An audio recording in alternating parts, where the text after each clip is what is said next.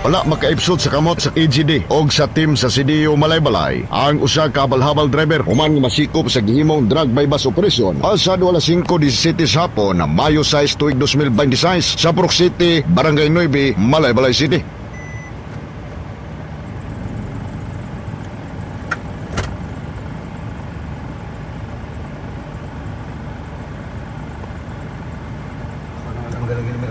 Kanal pa.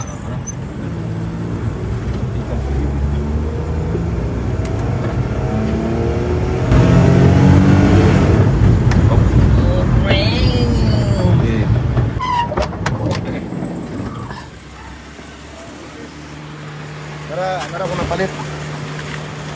Tagalas tata. Rawad. Tutas man. Ya busur sini tu. Ini mana motor tak? Aku turun kan. Bon, may gamit ng mga balabas, sir. Puling kan. Ini musik ni tak? Tak. Mali, sir. Mana ni?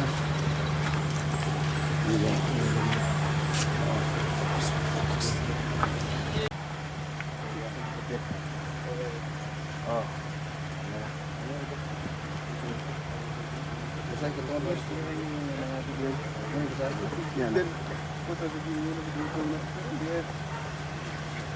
Pulpen siapa ni? Pulpen.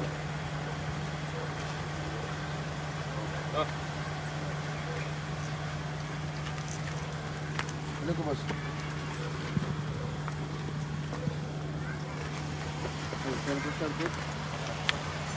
Sa gihimong body search, nakuha sa iya posisyon ang usa ka kaha nga sigarilyo nga dunay sulod ka tulo ka mga sachet sa gituang Cebu nga gibanabanang mutimbang og 3 gamos nga dunay estimated drug price nga 20,400 ka pesos og bypass money og usa ka motorsiklo nga mao gisakyan si dinakpan.